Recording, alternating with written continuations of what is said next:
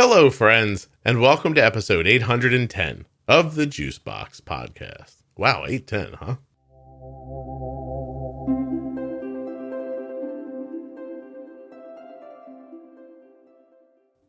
I'm excited to have Jenny back today for another installment of Defining Diabetes. And today, Jenny and I are going to define Untethered. This will be the 46th installment of the Defining Diabetes series. It's a series that takes the time to define the terms that you use every day with diabetes. From fat and protein rise to brittle diabetes, bolusing, and everything in between. Check out Defining Diabetes, short episodes that let you feel like you know what you're talking about. And bonus, after you listen, you will actually know what you're talking about. There are a number of different series within the podcast. So if you go to juiceboxpodcast.com to see a list of them, if you do it on a browser, you'll just see it at the top. And there it is, Defining Diabetes. You click on it. If you're on your phone, there's a little menu, like the 3 lines that say menu. Click on that. Then it shows you Defining Diabetes. There you will get a complete list of the episodes, as well as an online player and links to a number of different popular podcast apps. And links to the other series, like Bold Beginnings, Thyroid Disease, Algorithm Pumping, Diabetes Variables, Ask Scott and Jenny, Mental Health, After Dark, and the Diabetes Pro Tip episodes. This show is sponsored today by the glucagon that my daughter carries, Gvoke HypoPen. Find out more at gvokeglucagon.com/juicebox. Today's podcast is also sponsored by InPen from Medtronic Diabetes. Get yourself an insulin pen that has much of the functionality of a pump at inpentoday.com. The last sponsor of the day is the Contour Next One blood glucose meter. This little blood glucose meter is the bomb. It's the best one I've ever used. I love it. contournext.com/juicebox. Hi, Jenny. How are you? I'm great. How are you, Scott? Good. We are back together doing some more Defining Diabetes episodes. Awesome. And I am going to ask you to define something that I've never done before. Ooh. What does it mean when people say they're pumping untethered? Oh, I guess there are probably a couple of different methods to that. One that I've seen used enough is they will take a basal injection, right? But they will reconnect to bolus with the precision of a pump. Remember that pumps can, dose down to really, really tiny unit markers, whereas injections, the tiniest marker you can get is a half a unit. If you're really, really good, you can do a syringe and maybe get close to a quarter unit-ish. Right. But pumps can get much lower than that. So I shouldn't say many, but some people who choose basal injected insulin and may reconnect to do a bolus. I've also seen it the other way, where the basal actually is what the pump is doing. And then the boluses are either injections or the inhaled insulin, like Afrezza. Mm-hmm. I don't think of that in the term of untethered, though, because technically you are connected. Yeah.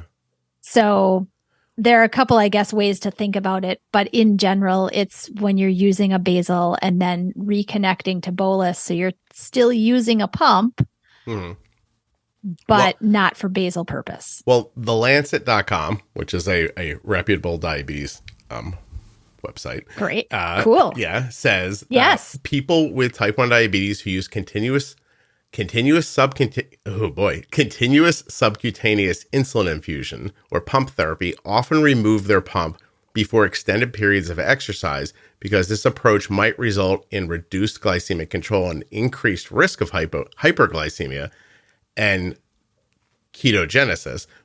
We aim to assess the efficiency and safety of a hybrid approach. This is a paper they kind of wrote about it, in which the basal insulin delivery was divided between pump therapy and daily injection of insulin. Okay, well, so this is interesting. So this follows the one thing you said. So I guess what happens is there's a whole kind of how do I mean this? People who use pumps modernly would not think, oh, I'll wear my pump and then take it off for hours and hours at a time, right? No. It's kind of an older, like, it seems like one of those hybrid ideas. People who've been doing MDI forever, they've moved on to pumping, and then they're like, oh, I can't pump while I'm playing soccer, so I'll take this damn thing off and blah, blah, blah. So the one thing you're talking about here is inject your basal insulin. Right. And then you have a tubed pump with a site that you disconnect the tube and connect it back in. Why would someone do that beyond exercise, swimming, or anything? Is there any real reason, just not wanting to wear a pump, or? Yes, not wanting to wear the pump. But like I said earlier, it's the idea that you get the precision and the calculation of IOB and everything using the pump for the bolus strategy. Is one of the reasons. And I've only had a handful of people who've really chosen to do that method. Sometimes there are good scenarios for doing that, such as a diver, for example, or you're going on a dive scuba type of, vacation, and you can't dive with a pump relative to pressure. Yeah. So in that case, an untethered approach would be beneficial. You could take a basal insulin, you could keep your site in, and you could return, back up to the surface, and you could bolus as you needed to, and then disconnect again because you've got basal in the background from the injection. Okay. The other thing this reminds me of is there are, I don't know if it's a specific person from a specific time period or if I've just seen this once in a while from all different places, but I have periodically seen people be scared of the idea of an insulin pump because they think, what if it stops giving me my basal insulin? And I don't know. Like, that's one of the main fears. You notice that too, right? When people come from MDI and they go to pumping, they say, but what if the thing, it's the thing. What if the thing stops working? I won't get insulin and I'll be dead. At least I know when I inject my basal insulin, even if I forget my meals, this is there, right? So that's what it makes me think of. And I guess it would alleviate your concern if you had that concern. This is not something you could do with an Omnipod, though. No.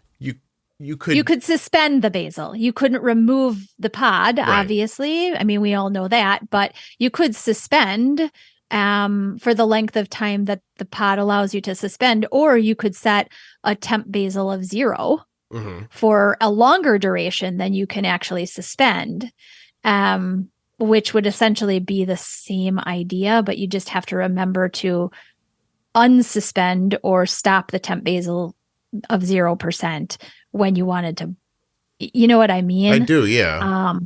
I'm just trying to think of other ways people might be doing this that I'm not aware of. Like, what about people have you ever seen somebody who has like a big insulin need and they want to wear, I don't know, like, is there any world where you would shoot basal and let your pump give you some at the same time?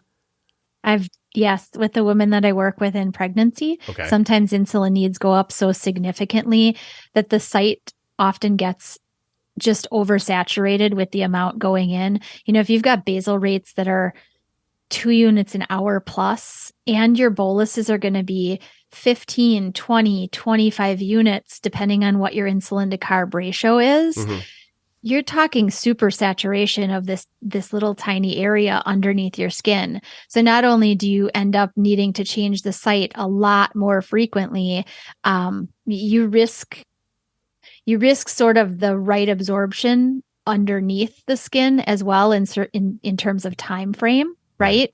So what we can do is, with really large doses or need for insulin, you can downplay the basal at least by taking the basal in a larger chunk from a bolus of a basal acting insulin, leave a little bit of basal drip there, and mainly use the site for boluses. Right. So inject the bulk of it, let the pump do a minor amount of it, and then use the pump for meals and corrections.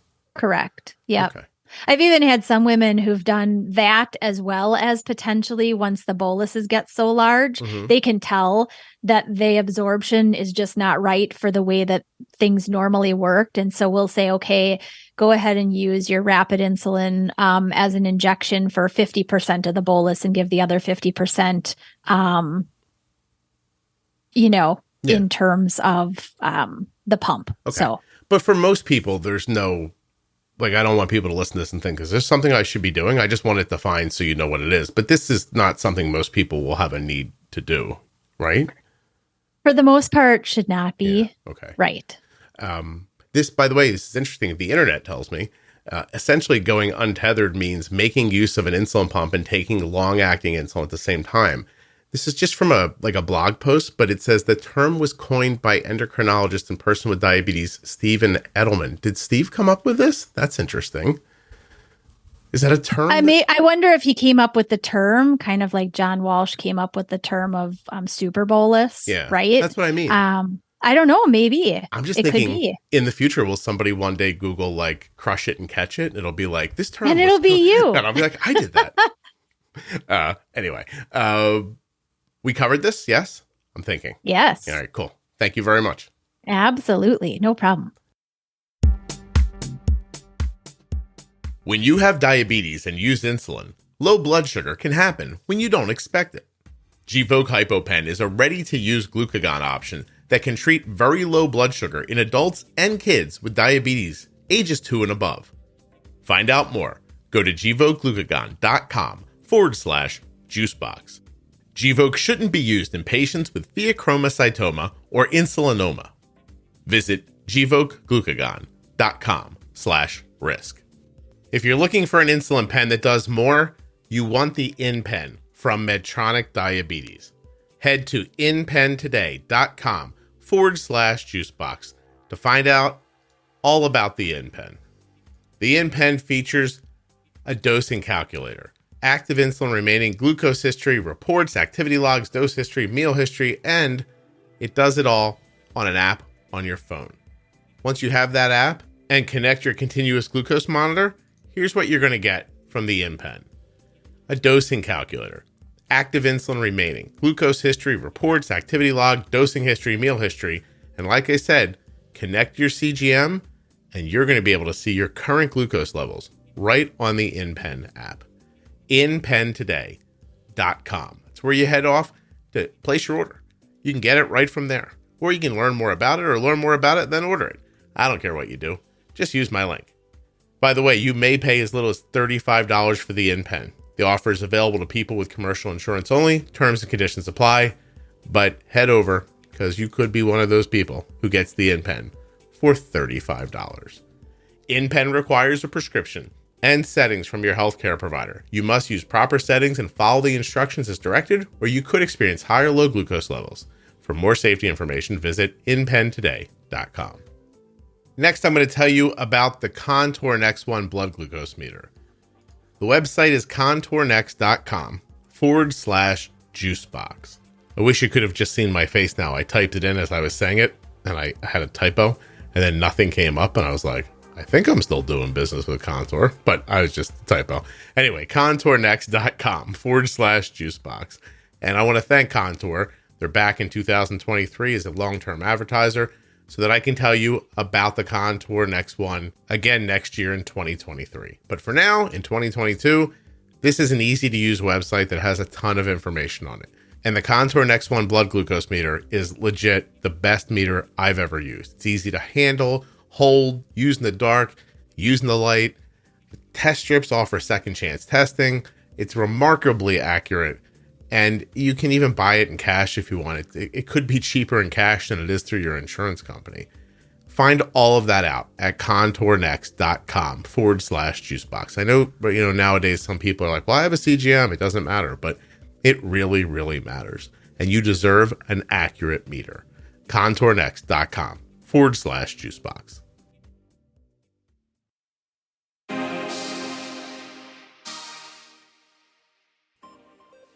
Guys, it was a short episode today, but I want to thank you for listening.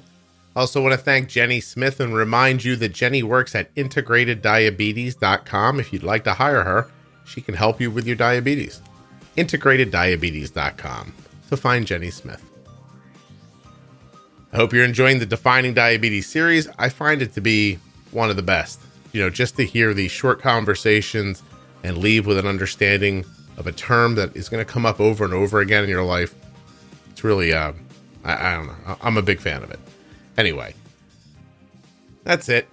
Thank you so much for listening. I'll be back again very soon with another episode of the Juicebox Podcast.